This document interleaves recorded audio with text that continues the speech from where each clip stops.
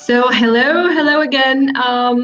Thanks for sticking around. It has been a great session panel so far, and we have another great talk right now. And we have Nick Santonastasso over here with us, and he's going to talk about how to overcome the victim mentality.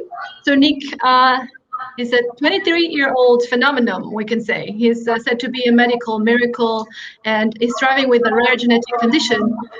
But if I may say, above all, he is a tremendously inspiring person, and everybody now that's watching is going to find out more about him right now. So welcome, Nick. How are you today? I'm great. How are you?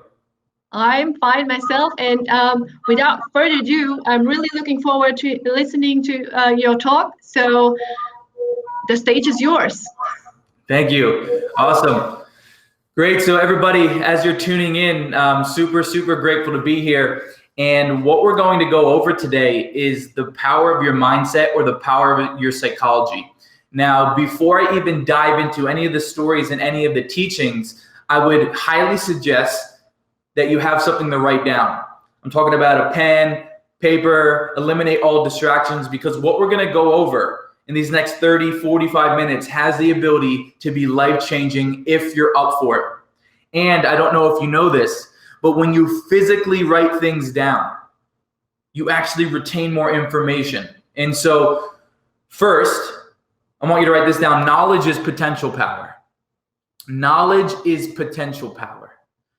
But the real power comes from when you implement the knowledge. I know we've probably been to this event and that event, and we did this course and that course, and we have all this knowledge, but sometimes we don't implement. Now, that's not my intent for today. My intent for today is for you to learn a bunch, for you to write down a bunch, but most importantly, give you a few things that you can literally apply into your life right now to take your life to the next level. And so I'm going to be going through my life story, but a lot of this is going to be framed around psychology. And the reason why it's going to be framed around psychology is because in life and in business, 80% is psychology, 20% is mechanics. I'd love for you to write that down as well. 80% of life and business is psychology, 20% is mechanics. The reason being, anyone can come in here and they can teach you how to close more deals. They can teach you how to build a business. They can teach you how to sell more, influence more. But if you don't have the right psychology to back those mechanics, the mechanics are useless. If that makes sense, go ahead and drop a yes in the chat, right? So today it's going to be all focused on psychology. And then at the end, as I said, we're going to do some question and answer. So I'll leave some time at the end for question and answer. Great. I see the chat blowing up. Awesome. Sending love. So in 1996, my parents went in for a late ultrasound. They went in for a late ultrasound and they sat them down and they pulled the baby up on the screen. And suddenly the doctors started looking at each other with these puzzled faces, and they said, "What's going on? What's wrong?" And they said, "Well, from the looks of it, it doesn't look like your baby's limbs are being developed. It looks like he's missing his arms, his legs, and his face might be messed up." Now, if you're a parent, go ahead and drop a 1. It's a good thing I got one finger. If you're a parent, go ahead and drop a 1 in the chat. But I mean, you can picture yourself, like, what would you do as a parent if they told you that your baby boy is being born with no legs and one arm, right? Now, in that moment, the doctors classified me with what they call Hanhart Syndrome. And Hanhart Syndrome is a super rare genetic disorder that either leaves the babies with undeveloped limbs or undeveloped organs. And at the time of my birth, I was the 12th baby in medical history that they've ever seen this happen to. And out of the 12, they said 8 of those babies have passed away due to undeveloped organs. And so they looked my parents in their eyes and they said, "Mr. and Mrs. Santonastasso, your baby boy has about a 30% chance to live." Now, my parents made a massive promise or a massive decision. And they looked at each other in that moment. And they said, "We're going to focus on a 30% chance of him living rather than the 70% chance of him passing away. The reason being is what you focus on, you will get more of." I want you to write that down. What you focus on, you'll get more of. What you focus on expands, and focusing on the negative will never serve you. And I can even ask the audience here, I mean, focus is extremely important. Focus is literally the difference between going down the wrong path and going down the right path in all areas of your life. And so let me ask you a question. Would you agree that what's wrong in your life and what's wrong in our life is always available for you to focus on? Yes or no? What's wrong in your life, it's always there to focus on. But on the flip side, would you agree that what's right in your life, what's amazing in your life, the things that are going good in your life, that's always available for you to focus on as well? Who agrees? Drop a yes in the chat. Now, the reason that's so important is because I'm going to give you a little equation here. And I want you to write this down. You're going to have tons of notes after this. But I want you to write this down, this equation. Focus equals an emotion. Emotion equals action. And action equals result. I'll say it again, don't worry. Focus equals an emotion. An emotion equals an action. An action equals results. Now, why does this make sense? If we're focused on the wrong thing, we're going to have bad action. We're going to take bad action. We're going to get bad results. And we're going to have a bad life. Who's up for a bad life? I didn't think so, right? And so that's why your focus is extremely important, because you won't take action when you don't feel good. You know it. We as humans don't take action when we don't feel good. And so we need to program or rewire our brains to always focus on the good, to always be optimistic, to always focus on the things that we can do, the things that we can serve, the things that we can create. Because I think you and I can both agree, as a man with no legs or an arm, there's plenty of things that I can focus on right now that aren't the best, that aren't going amazing. But that's not how I got here. The way that I got here was I constantly focus on the things that I can do, the things that I do appreciate, the things that I already have, which led me to good emotions, which led me to good action, led me to good results. And that's what I want you to get you. And going into focus, there's a thing in your brain. It's the filter. It's literally the filter of how you see life. It's called the RAS. And that means reticular activating system. It's the filter or the lens that you see life through. So I'll give you an example. How many of you ever wanted a specific car? Or you wanted specific shoes. And when you went outside, it was the only thing you saw. You saw that specific car, you saw that specific shoes. There may be ladies in the chat that you wanted a specific dress or a specific bathing suit. And then you finally got it and you saw a bunch of other ladies with the same bathing suit. Has that ever happened? Or you're going down the road and you're driving and you see specific cars. Why is that? The reason that is because that thing, whether it's a bathing suit, whether it's a car, whether it's a dress, is on the forefront of your brain. And what you focus on, you'll get more of. And so if you're focused on the right things, life will present you with the right networks, the right resources, or the right opportunities to see those things or to obtain those things. Does that make sense? Drop a yes in the chat. What I'm saying is what you focus on is going to come more into your life. If you're focused on all the bad, guess what? You're going to bring in more bad into your life. You're focused on all the good, all the opportunities, where you want to go, then you're more likely to see it, because we can all agree there's opportunities all around us. Every single day there's opportunities all around us, but if we're focused on the wrong thing, those opportunities are going to pass by. That's how powerful focus is. That's how powerful focus is, especially during this unprecedented time. You need to be very conscious of where your focus is. And so I was born, they did tests of my organs. They came back and they said, Mr. and Mrs. Santonastasso, your baby boy's organs are 100% healthy, and the only thing that was affected were his limbs. Now, going back to focus, if my mom would have focused on the fact that I was going to pass away and that I had a 30% chance to live, then she probably would have been way more stressed, and she probably wouldn't have been a great environment to host a baby. We can all agree on that. So her focus was very important. Now, there was two very strategic or very important things that my parents engraved in me at an early age. Now, my biggest advantage as a kid, my biggest advantage being born with no legs or an arm, is that my parents treated me normal. My parents treated me normal. I got beat up by my siblings just like you did. I got thrown into the mix. And at an early age, my parents would literally put my clothes in front of me and they would say, figure it out. And at the time, I didn't know what they were doing. I get so pissed off. I try to put my shirt on, I'd fall over. I try to put my pants on, it wouldn't work. and I didn't understand what they were doing. But finally, over and over, after failing so many times, clearly, I figured out how to put a shirt on. And then my next challenge came. My parents put me in a high chair, and they put a spoon there with some cereal, and they said, Nick, figure it out. And I didn't understand what they were doing at the time, but now as I analyze my childhood, this is what they were doing. At an early age, they helped me develop an empowering relationship with failure. At an early age, they helped me develop an empowering relationship with failure. So I lean towards failure. I lean towards failure because I know on the other side of failure, massive personal growth is going to be taking place.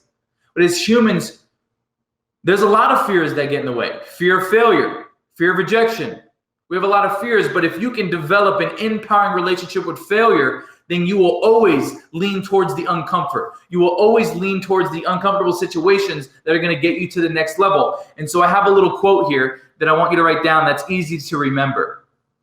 And that quote is, when failure is a friend, you will learn till the end.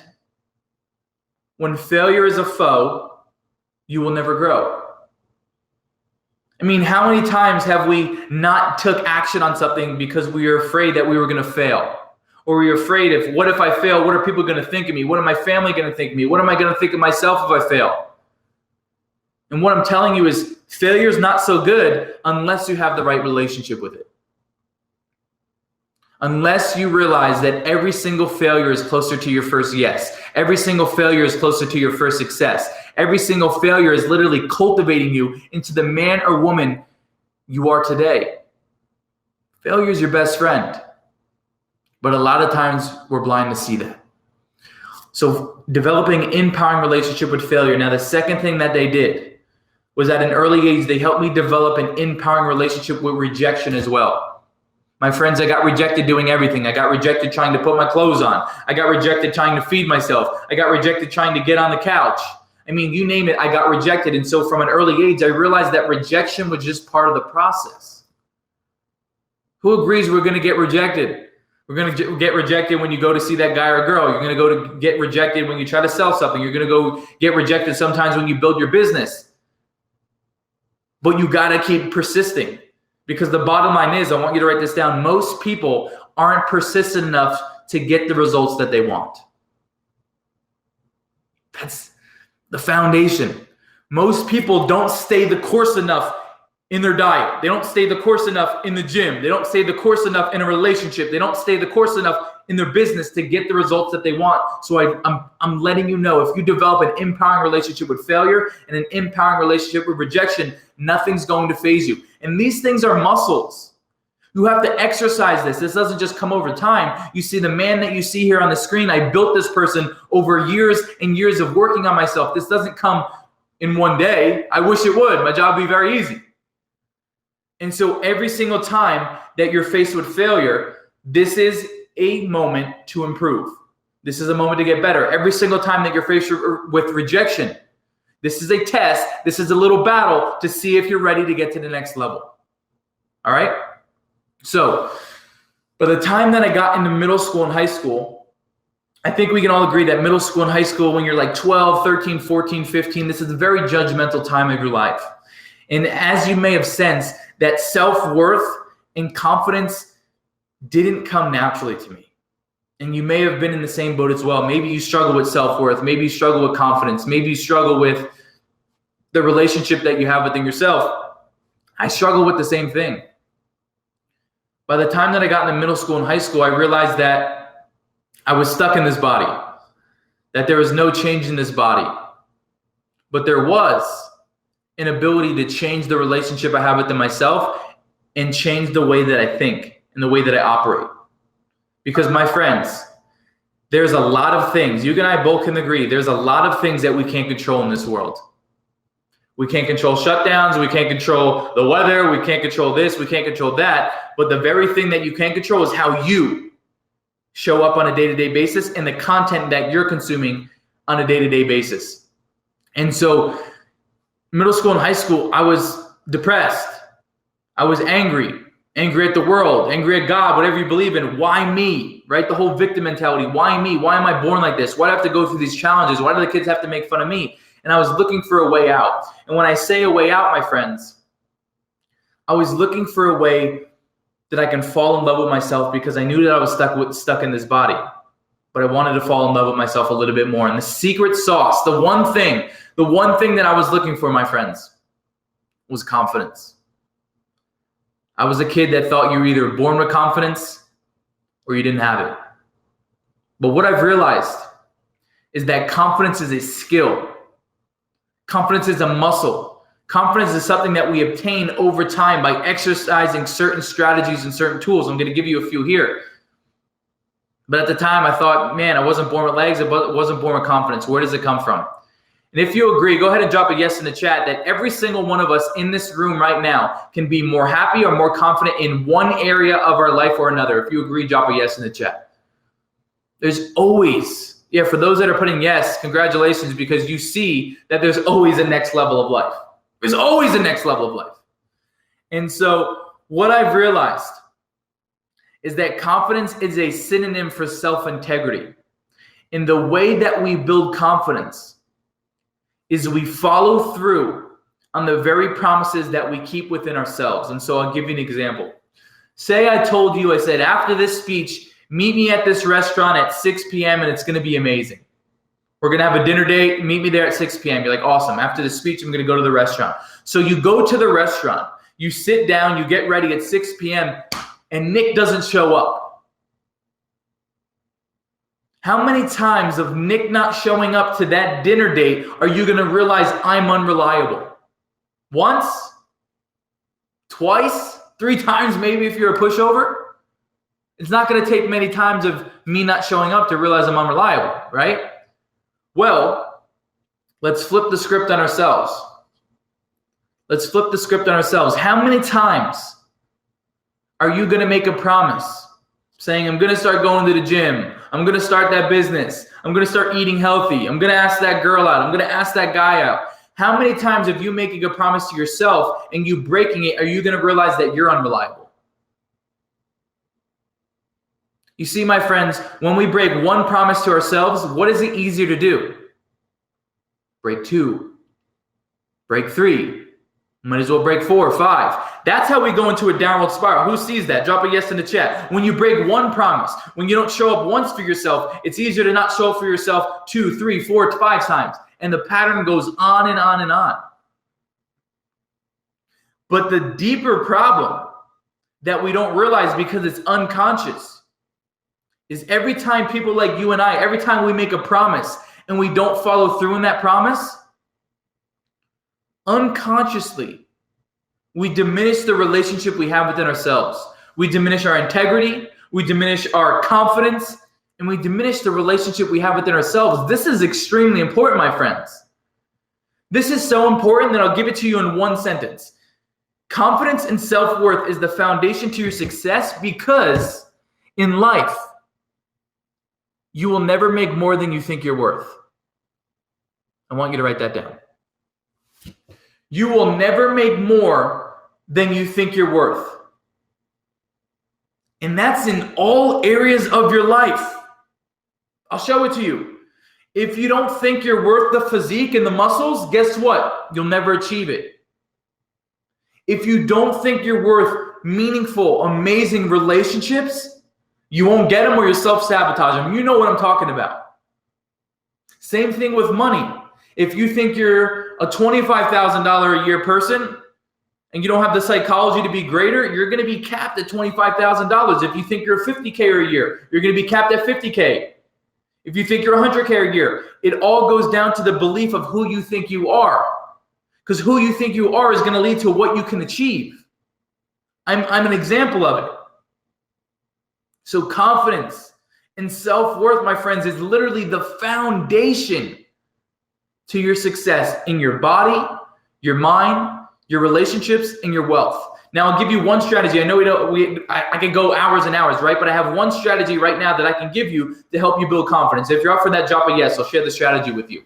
Now, what I mentioned before is confidence comes from following through in the very promises that you keep within yourself. And so what I've created in my life are things called non-negotiables. I want you to write that down. Non-negotiables. And what non-negotiables are is, despite what happens in your personal life that day, and despite what happens in your business life that day, you have these certain things that you get done no matter what, because they improve your life and they help you feel good. They help you feel like you move the needle forward. And would you agree that humans love the feeling of progress? Humans love the feeling of progress. And our saddest and our lowest and our darkest days come from the days where we feel like we're not moving the needle forward. Yes or no? Where we feel stagnant, where we feel complacent, where we feel like we went backwards.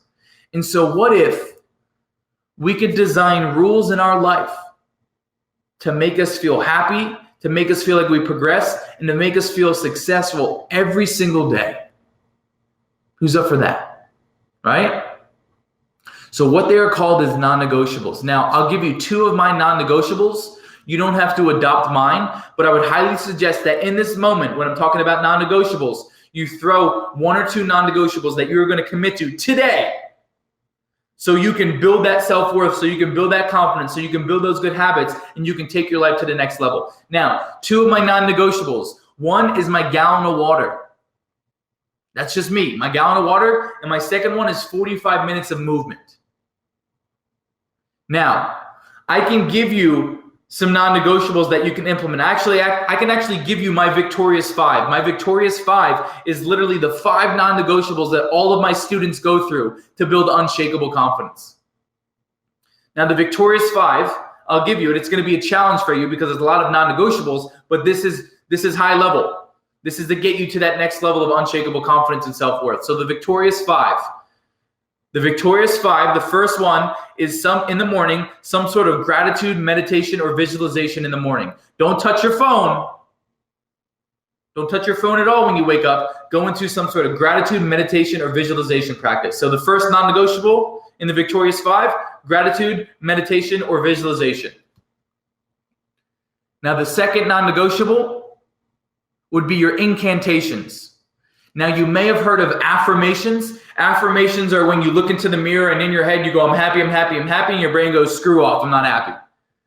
But what incantations are, my friends, is I ams, where you speak out loud these very things and you use your physiology and you say it with emotion and you do it so many times, so many days over and over again that this is who you become.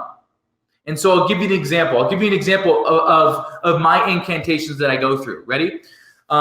Before speech, even before this, I step up and I go, I'm a force for good. I'm a student of the game. I'm kind. Abundance flows through me. I'm decisive. I'm evolving as a leader. I'm becoming the man I'm meant to be. I am mastering the skill of influence. And I'll go over it and over it. And I'll go and I'll get more intense and I'll get more intense and I'll get more intense until I get into that state of absolute certainty. That's what incantations are. And so you can create I ams. I am brave. I am strong. I'm a force for good. I'm a student of the game. I am loving. I'm a great dad. I'm a great mother. You say it over and over again until it ingrains into who you are. Because this session today is all about who you're becoming. My friends, most experts and gurus and teachers, they'll teach you how to get a goal. They'll teach you how to visualize it and get clear on your goal, but they don't teach you how to become the person that can achieve any goal. Who's up for becoming the person that can achieve anything they want?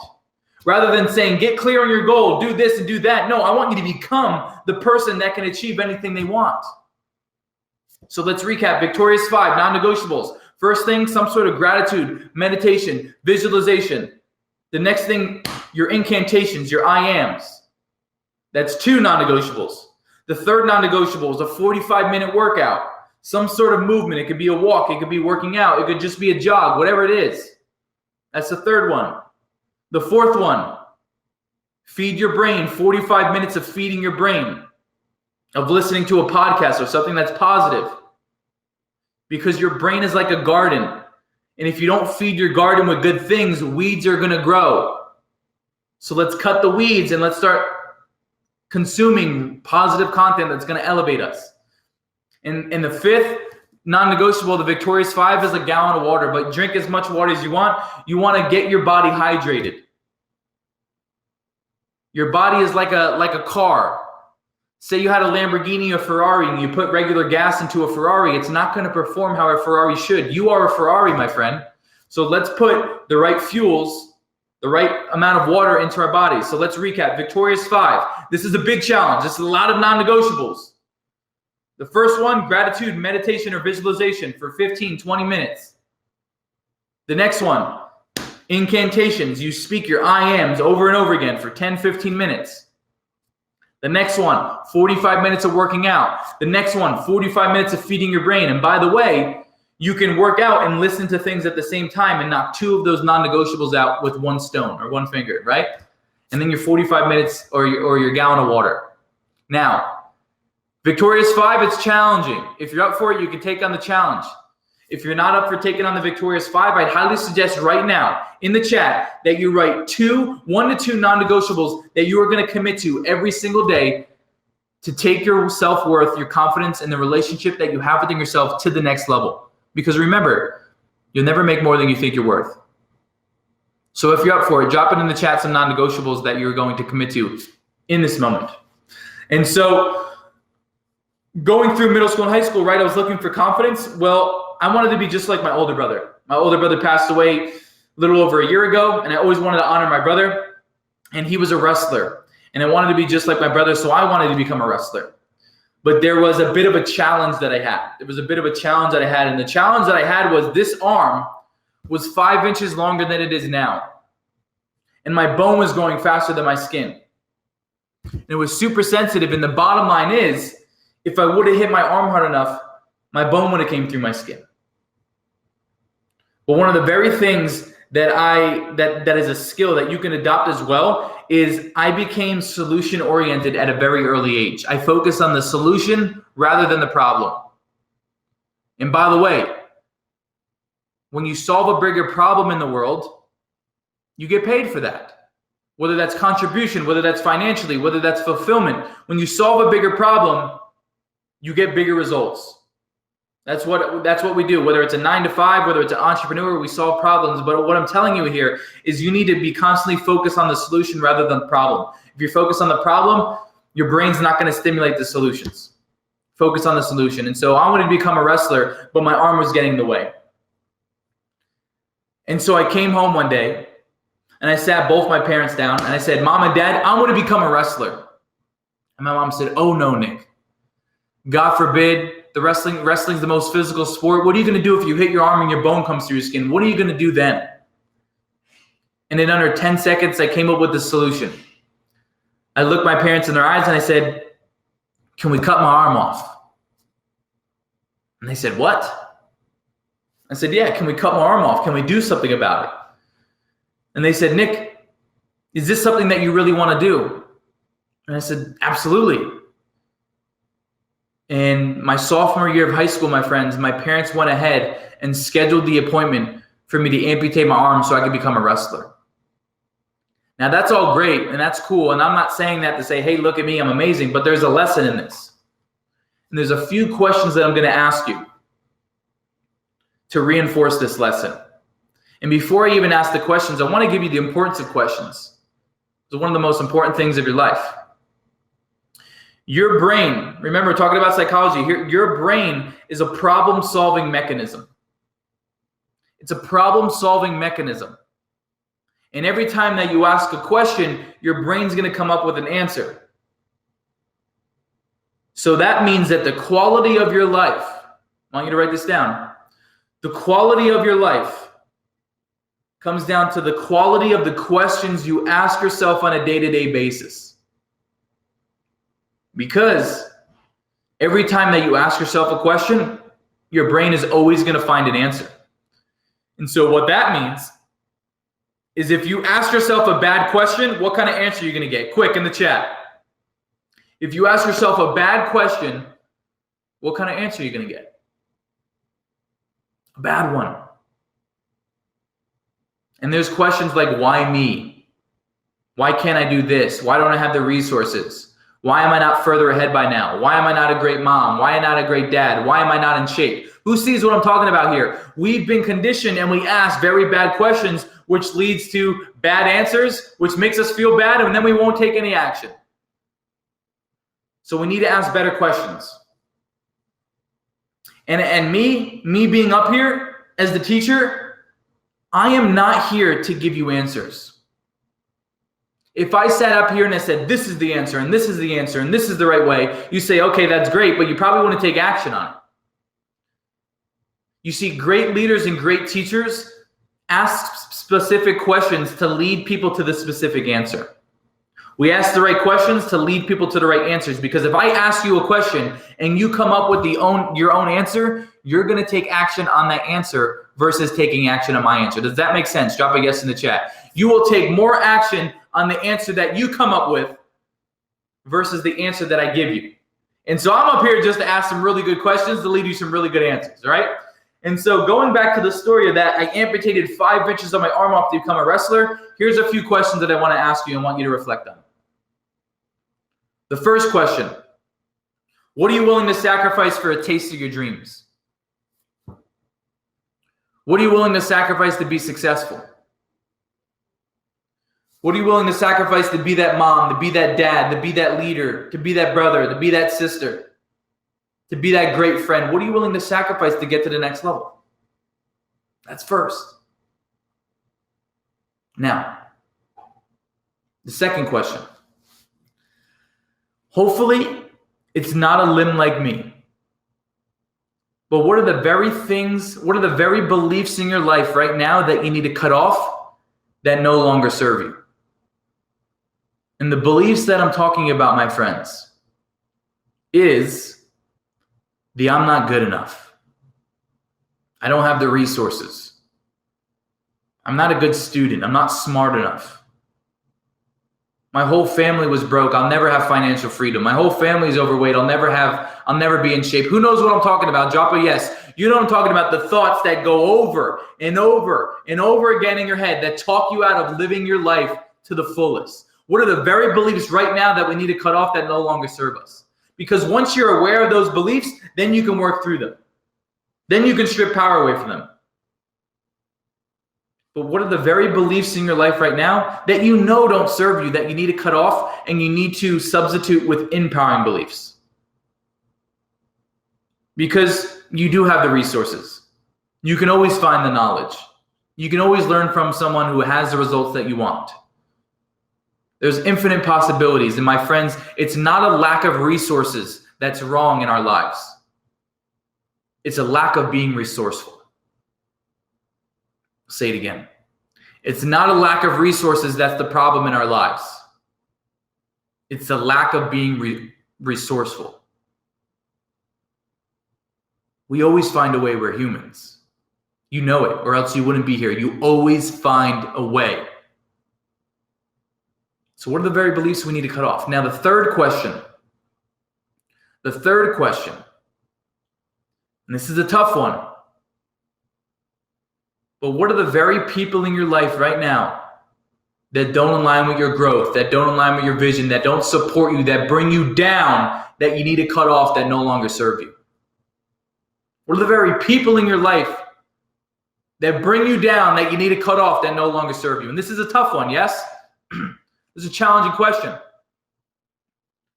Because you and I both know that sometimes it's our closest family, it's our closest friends that may not align with our growth, that may not align with our vision, that may not understand the personal growth that we're doing.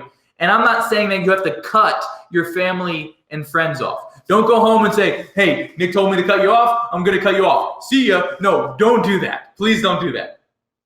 But what I'm saying is first off, why do you think that your time and your energy are your two most valuable assets? Why do you think that? Drop the answer in the chat if you think you know it. Why do you think your time and your energy are your two most valuable assets? Let's see. Let's see what the chat has to say. Yeah, that's right. Great answers. Limited is the first one that pops up. It's limited. You don't have infinite amount of time and energy. And so what that means is you need to be very conscious of where you're spending your time and energy, because you only get one life. Now, you don't need to cut your family and friends off, but what you need to do, what I call, is loving from afar. You love them from afar. It means you just don't give them all your time. You just don't give them all your energy. And if they don't see that you're trying to better your life, then sometimes you need to be a little bit selfish. Because at the end of the day, my friends, it doesn't matter about what your mom thinks, your dad thinks, your sister, your friend. Your quality of life comes first. If you agree, drop a yes. Your quality of life comes first. Yes, sometimes we need to sacrifice for our family. Sometimes we need to do that and this. But other times, we need to sacrifice and go all in on our dreams. We need to focus on bettering ourselves. We need to focus on our growth. And you know, my friends, you know what it feels like to be surrounded by people that suck your energy dry, that bring you down. You know what it feels like. It's not so good. We don't get anywhere. And so if you're up for it, you can love these people from afar. You don't need to cut them off. But what I highly suggest as well is that you elevate your circle. That you elevate the people that you're hanging around with. Because I'm just going to shoot it straight with you.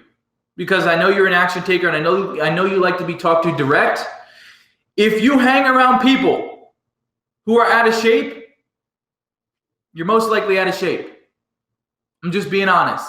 You hang around people that are struggling financially, you probably struggle financially as well. If you hang around people who have toxic relationships, it's only a matter of time before you start having toxic relationships. And if you hang around people who have low standards of life, it's only a matter of time you start lowering your own standards of life. If this makes sense, drop a yes in the chat. If you know this is true, drop a yes in the chat. You know what I'm talking about. So we elevate our circle, because today is the journey of who we become. We're becoming the person that can achieve anything. We're becoming the person that can get in shape. We're becoming the person that can make the money. We're becoming the person that can create whatever they want. But with becoming, we need to surround ourselves with people that are on the next level. And luckily for you, we have events like this. I mean, how cool is tech job fairs? How amazing in this is we have the ability to tune in from our home and listen to people that are crushing it. Listen to experts in the fields. Listen to people who have the results that we want. Tech job fairs made it extremely easy for us to start elevating our circle. But it doesn't end here. After this speech, after this fair, go find people who have the results that you want. Go find people who are a little bit more successful than you. Because what I've learned over the 25 years of my life is I never want to be the smartest or the richest in the room, because that means I'm in the what? I'm in the wrong room. Is this making sense so far? We talked about our focus. What we focus on, we'll get more of. We talked about the foundation of our success comes down to our self-worth and the way that we view ourselves. And I gave you one strategy of many. I have a few more strategies. One strategy of many on how to build confidence and self-worth. The foundation to your success. Next, we talked about the quality of our life comes down to the quality of the questions we ask ourselves on a day-to-day basis. You and I both know that we've probably been asking ourselves bad questions, which results to bad answers, which results to bad results and a bad life. We can ask better questions. And then we just talked about the importance of our community. Who we're surrounding ourselves with. Who are we learning from? Which, by the way, there are too many people out there that are learning from people who don't have the results that they want. My friends, there are too many people taking health and fitness advice from someone who's out of shape. I'm just not going to do it. There are too many people taking financial advice from someone who doesn't have pennies to rub together. There's too many people taking relationship advice from people who don't have meaningful relationships. Don't fall victim of learning from someone who doesn't even have the results that you want. Get clear on who has the life, who has the results, who has the success, and go learn from those people. Because you see, when you learn from coaches and experts, they really have the results that you want. It's like a cheat code to life. And the reason why it's a cheat code to life is because someone like me, or Tony, or Ed, or all these amazing speakers on here, they're able to condense 10, 15, 20 years of knowledge, trials and tribulations, and give it to you directly to collapse time. Who's up for saving time by learning from people who already have the results that we want? Who's up for that? Drop a yes in the chat. And so be very conscious of who you're hanging around with, but most importantly, be very conscious of the people that you are learning from. Because if you pick the right people, they can collapse time for you. And that's exactly what I want for you. And so I'll end off with one more thing, one last story, and then we'll wrap up the question and answer. Now, one of the very tools that we can engrave, the very muscles that we can engrave in our brains that will help us get to the next level is the power of reframing. The power of reframing. And so this is the one last story. I'm in airports a lot because I travel a lot, right? And so there was a specific time where I rolled up to the terminal wheelchair. And by the way, do you know what happens when you roll up in a wheelchair to the airport? You get to skip the line, right? Focus on your strengths, people. And so I get to skip the line and they roll me down and I'm the first person in the plane. And I sat in the first row. It was a 3-seater row and I sat towards the window so 2 other people can have the best seats in the plane. And I remember the flight attendant saying, honey, this is going to be a full flight. I said, no worries. I already got my seat. And the plane started filling in. The plane started filling in and people are looking at me and then looking away, or, hey, look at that guy. And over the 25 years of my life, I'm in tune with this stuff. I see it more than other people would see it. And so the plane started filling in and no one wanted to sit next to me. And I felt things that all human beings feel. I felt unconfident. I felt uncomfortable. I felt like I didn't fit in. You know what I'm talking about. And the plane started filling in. No one wanted to sit next to me. And I'm looking out the window and I'm trying to be a stud, but I'm tearing up and I'm crying. And I asked myself, I said, Nick, what would you tell the people you teach? What would you tell them? What would they do in this moment? I said, it's the power of reframing. It's the meaning I attach behind this. And so in that moment, I told myself, I said, Nick, you can cry on the way home. You can let this affect your day, your week, your month. Or Nick could celebrate the fact that he has the most legroom in this plane. If you're at home right now, I don't have fingers. I want you to snap your fingers for me. I'll pretend. Here we go.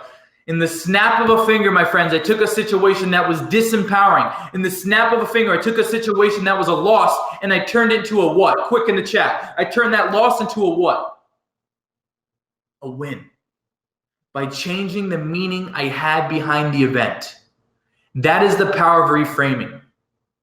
You can ask yourself right now, what is the worst thing that happened to me? What is the worst thing that happened to me? And then you can ask yourself, what did I learn from it? What did I take from it? Who did it make me become? And you take that loss and you turn it into a W, because when you change your story, you change your life. And when you change your story and you change your life, you realize that the past didn't happen to you, my friends. The past happened for you. And it crafted you into the man or woman you are sitting on this tech job fair today. You know it. All of the things that happened to you, you can shift your brain and say that happened for me because it cultivated me into the strong man or woman I am today. And so, my friends, I can go on and on and on about techniques and strategies about psychology, but most importantly, we're going to bring back the tech job fair people that made this happen, the amazing hosts, and we're going to do some question and answer. And I think at the end, we're going to share some link on how you can continue to build confidence, whatever it may be. But I'd love to take some question and answer from the audience. And most importantly, thank you for having me. Thank you, Nick. That was a victorious talk, actually. There's so many questions I could ask you, but I'm going to go through the ones from our audience, of course. And there's people asking you, this is very interesting.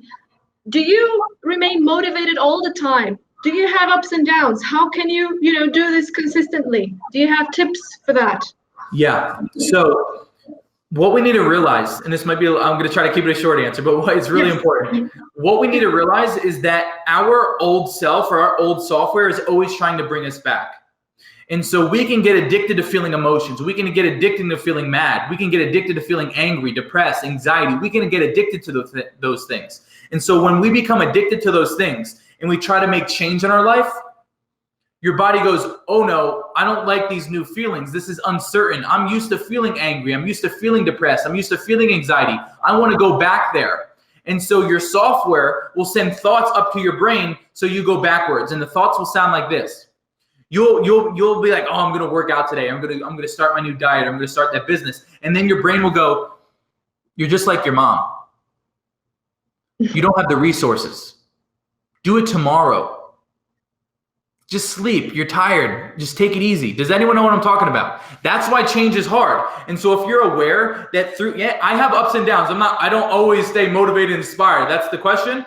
But when you're in those lows, realize that you need to do something to override your old software to become that person. So that could be moving your body.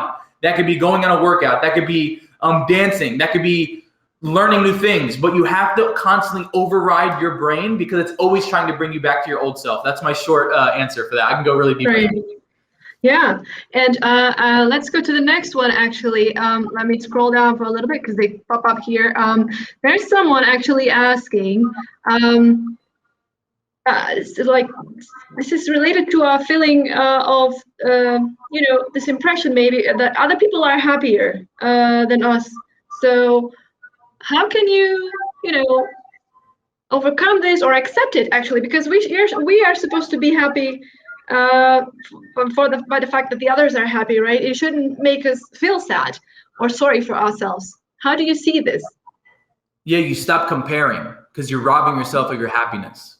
You see, comparison is a thief of joy. I can constantly compare myself. I mean, social media has conditioned us to constantly compare.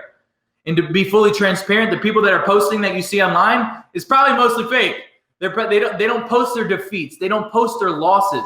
They don't post the hardships, right? And so stop comparing yourself to other people because right now you are right where you need to be and you are becoming that person. But do not rob your happiness by comparing yourself to other people. Please don't do that. Yeah, that's a great advice as well.